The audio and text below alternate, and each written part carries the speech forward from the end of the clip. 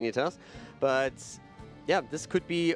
Tricked has a chance to turn this around. And don't get me wrong, Fnatic dominated the last game, but there were a few moments where Trick really fought back and where you could see good thought processes on their side. For example, that early push gave them an advantage with a fort. They just had a few team fights that didn't really go in their favor. And the most important one, I would say, the one towards the bottom side of the map, where we saw them forced into a fight where they just didn't have 16. But they had to take the fight. They couldn't just let it go. The one thing about Trick eSports is they are very solid when it comes to team fighting, and one of the things that I feel like really allows them to be great at team fighting is their top laner, Alex Aprogi, right now. Let's go into a comparison of him and Wubby. And these two are what really bring these teams together. Wubby being able to come on the flanks, being that sponge, being that fifth member in the boy band that's willing to watch them all dance while he just sits there and bobs his head. What are you talking about? I mean, his performance was stellar in that video. Amazing moves there. Alex Aprogi is very similar here. Whenever he is on point, his team looks much more effective in team fights. In fact, Make kind of talked about it a little bit in the interview. He just felt so comfortable whenever they make the calls and get the engages they want. Look at the biggest difference between these two. First of all, deaths. That's something that 0.4 is actually big. That's a lot. So Wubby dying a lot less than his counterpart on the side of Trick eSports, and his siege damage with 20,000 additional damage is incredibly high. Did you just call Alex a feeder?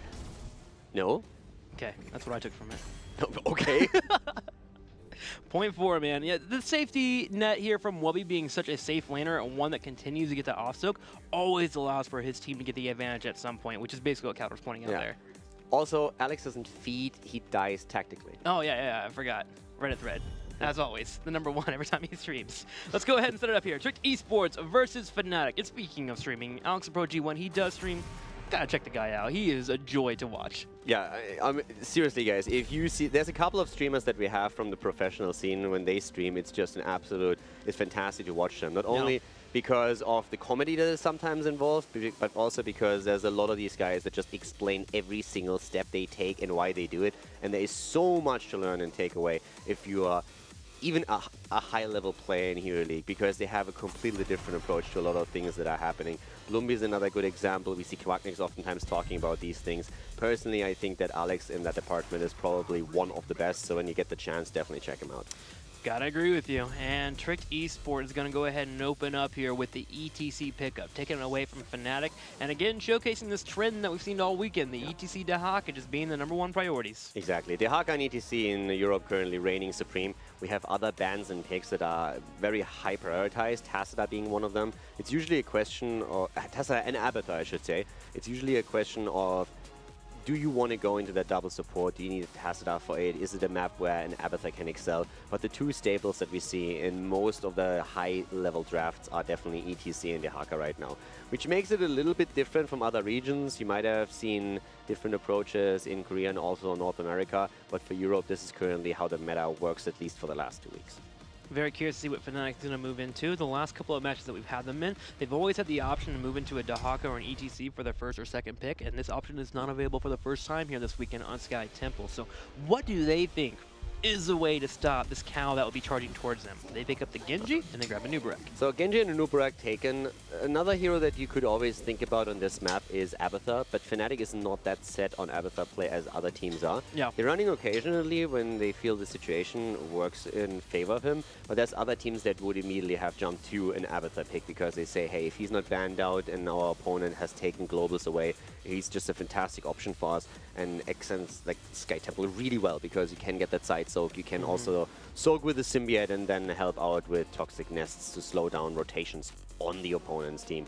But overall now, Tricked with their own picks here. And the big question for them still, are we going to see, for example, Rega again early on? And yes, indeed we do. High priority on the second rotation for them. And we have Greymane also picked up. So a little bit reminiscent of what they showcased in the first game. Trick eSports playing that Greymane again for that Make. Wanting to see his Genji once today against Fnatic. I'm hoping Game 3, Game 4 that we're able to get Make as Genji, as the team just really supports him on that hero, and that's where he excels. The Tracer, the Genji, these high mobile heroes is where Make just shows off what he can do in this game. Yeah, Make excels on heroes that allow him mobility, where he can dance around an opponent and just play them dizzy. Against Fnatic, that's usually a bit rougher than against other teams. The stun comps that they are using against any kind of high mobility are normally quite on point. And this would be also one of the moments when you think about picking Uther for yourself so that you can add an additional stun, especially of course with benediction stuns coming in later. In this game, they don't necessarily need that. Fnatic, first of all, banning now Arthur's out, since they know that Alex loves to play with Arthur's. And also, there's a very high chance if Trick picks up ETC that Alex is not on ETC. I don't want to say he hates the hero, but he definitely doesn't really like to play him. To put it in his own words, whenever he plays ETC, he feels like he's feeding the entire game. Yeah, he's an Excel. And he's not wrong. I've seen, like when Alex streams and he picks ETC, he's forced into it. It's actually kind of funny because every single time he stage dives in somewhere, the fight is already over, everybody has left, and he's the only one in 5 people. It's just, well, I guess I'm dead now. Sometimes you just don't work with a hero. Man, Caldera, what is one hero that you don't work with? That you try to play and you just cannot make work? A hero that I can absolutely not work over, I just feel like it's not on the same level I want that you feel like you just let your team down. I hate playing Liming. Yeah?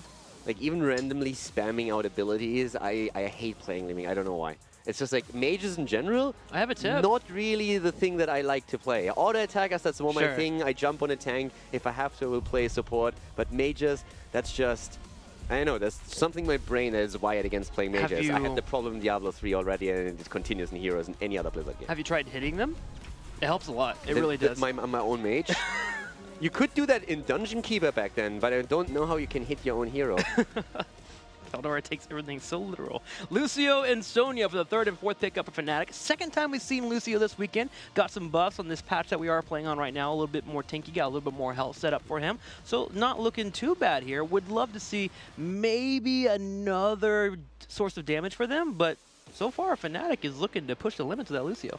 Yeah, Fnatic with Lucio, again, there's also a lot of chase potential that you have with the hero here. And for me, it's really what Trick is going to do right now. But yeah. Because, I mean, at this point, I want to know what Alex is going to play here at that bot lane. Are we going to see Zul again? They like to play him on Sky Temple. They did that a few times. That might be one of the things that they want to play here. I mean, it offers actually a lot of things for them right now. And yep, there we have it. Slows through the skeletal mages. Of course, he has received a few changes as well, and mostly so slight adjustments to damage. But Zul works for them. And on this map, they have shown a priority to really play him here. So I'm not really too shocked about it. Liming now also being picked up. Oh, Crosby again. Good for the resets here. So Bone Prison into a combo setup here. Graming, good poke overall. A decent comp for eSports, looking pretty solid. They have control for the boss, so overall looks nice. Let's go ahead and look at Fnatic here. They're going to need that 5th pickup. How will they handle the onslaught of damage that will be coming from Trick Esports?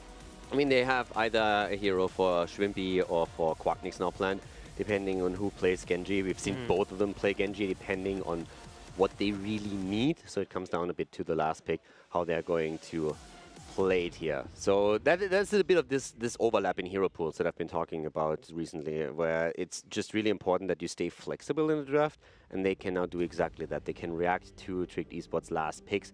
They have 2 players that could play Genji, so they have a bit more variety on which heroes they are still open to them. Is Falstad a little bit too squishy here for Fnatic? No, not necessarily. I mean, it comes down to the positioning against Liming in particular, of course, if you want to play with Falstad. But if you would really just hope to go for the Mighty Gust, that might become an option.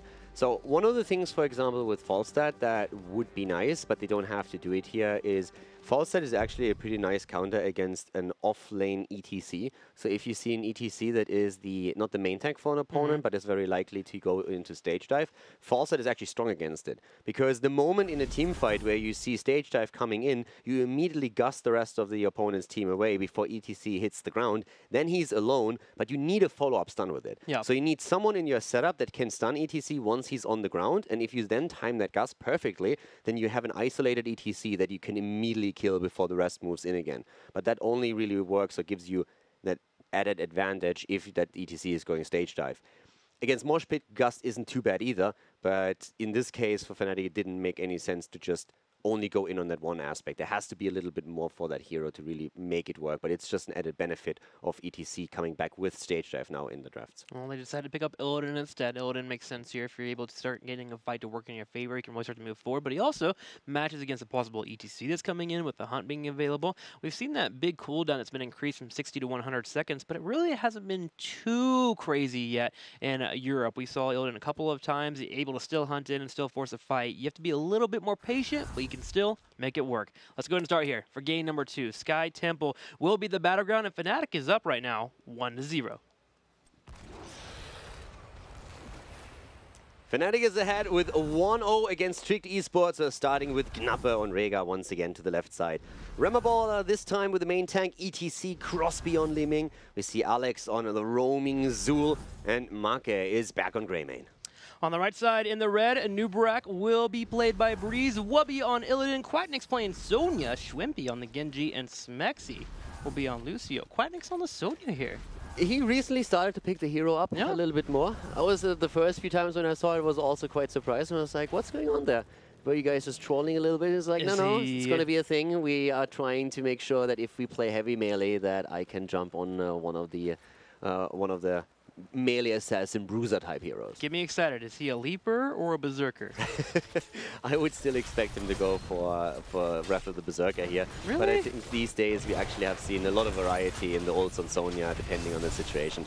But also with the setup that they're up against, I think it makes a pretty big case to go with just simply Wrath of the Berserker here. Look at what Schwimpy did here, by the way. It's something that you can do in your own games if you see this 5-man push coming in and your teammate doesn't come up here to actually stop the push from happening. He went to the minion wave and he tanked it for a little bit there to make sure more turret shots hit Rhaegar. Now granted, it didn't work out, but sometimes it can be enough there to make your opponent maybe think about pulling away if they're tanking turret shots.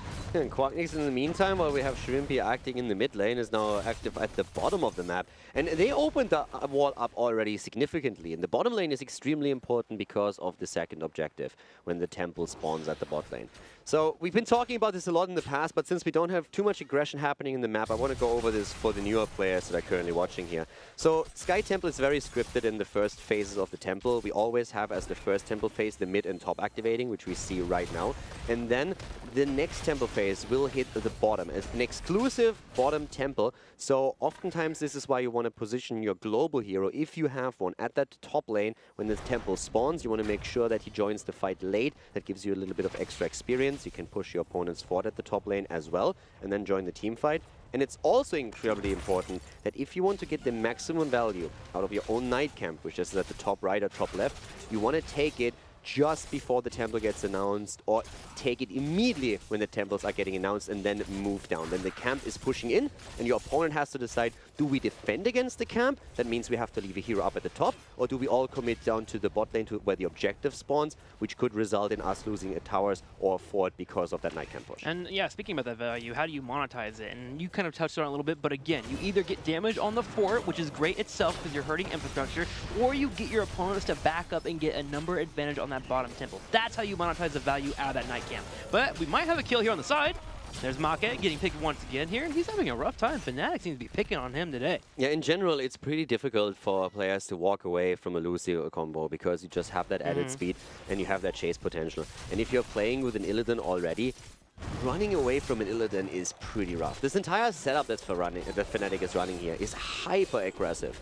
We have so many heroes that are just full on in your face, and just look how much they're already getting out of this. The top fort has fallen, granted, but at the same time Fnatic is now eliminating the bottom fort, or at least putting it extremely low. The fountain here is already taken out, and that means that there's no sustain. There's another tip for you back home. Make fountains always a priority. When you have a gate opened and you have a shot at taking the fountain of your opponent down, do that immediately. It takes lane sustain away from them. If there's a fight in that lane, they don't have the option anymore to fall back half a screen, tap the fountain and rejoin the fight. So this is something that Fnatic just did, which gives them already a big lead once that the second temple spawns at the bot lane. That makes that fort area less pretty by far. If you destroy those amenities, those fountains, those wells being available, it makes it much worse to look at, and suddenly your opponent gets much more discouraged. So definitely kill those wells. Yeah, at this point we have Illidan up to the top lane, is currently being mirrored by Li Ming.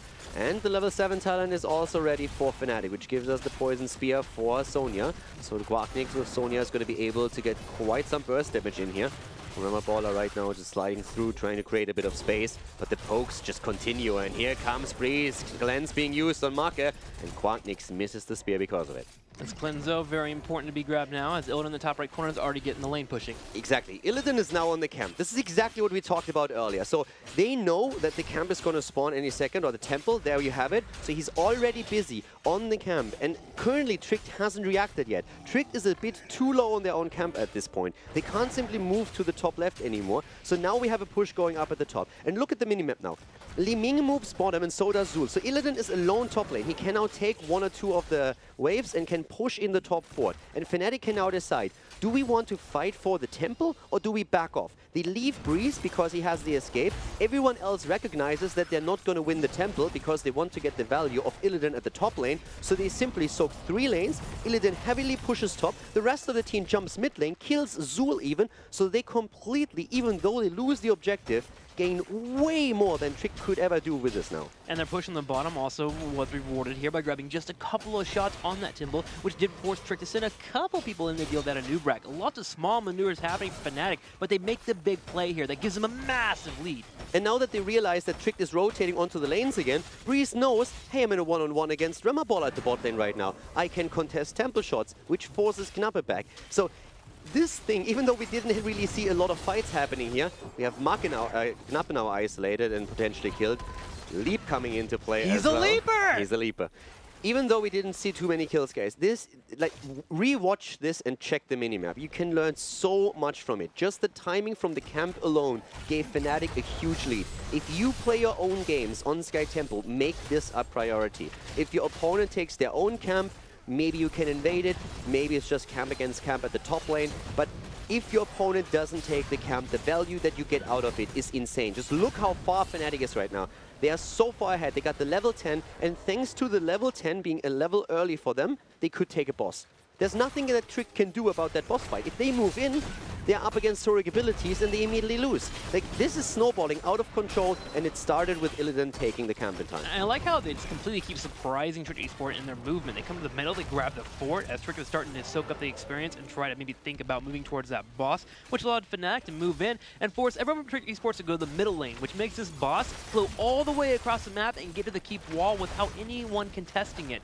Great plays here by Fnatic. The game is eventually going to get down, the boss will eventually get cleaned up, but look at the map. It's so open now for that Illidan. Exactly. Illidan can now hunt, just chase a lot more than he could before. The distance to safety for Trick eSports has increased.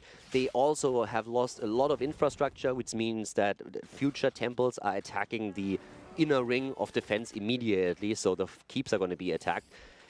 And spray game is on point. And this is really... Oh, no. Someone screwed up. That's Remmer, I think. Baller. Yeah, we have to call him out. That was a big mistake here. I appreciate the Heroes of the Storm logo, don't get me wrong. But yeah, that was a... He dropped the ball there. Just so disappointed. Power Slide comes in, it misses because he has the Pleb Spray. Gonna grab the... nice amount of Giants. They're getting the push on the bottom side, but look at Fnatic already. They're on the middle side, the top side. They're working on 13. They have a temple they can grab. There's no boss they have to worry about. So from here, they can cruise control, get 13, and then force a fight. Yeah, exactly. And the cool thing for them is they don't even have to fight anymore. They can just play around their opponent for a huge deal and try to force weird situations for Trick eSports, which is what they're most likely going to do. For now, Trick is making a play. They're starting to group up. They have Zul and crew in the middle lane here. If they can get that Bone Prison on a target that might be lurking around. This is one of the risks here. If you are taking a team and doing these rotations that you're looking for, like the 2-on-1s and whatnot, if you find one person that is out of position, you might get picked up by a 5-man squad. That's what happens here. Even under a fort, we see Sonya get picked up. Sonya gets picked up, so Quacknix is dead. But still, we have, if it's even trades and temples, they're always working in Fnatic's favor at this point, simply because they have taken so many additional structures down already.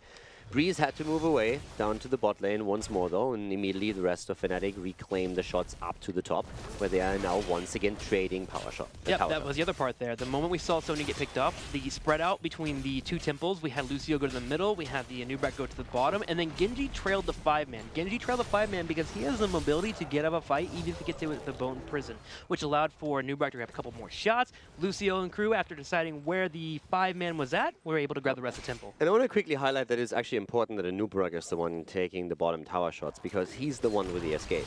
He's the one that can easily move out through the side. If that was a hero without an escape tool, he would be taken out by the opponent just simply cutting his path of retreat off. Against Anubarak, you can't really do that. And Quacknix also once again showcasing that he's a leaper. Immediately jumping the wall here, and jumping. Pretty impressive feat, actually. Should join the Olympics. Trying to dodge that gank that was coming his way.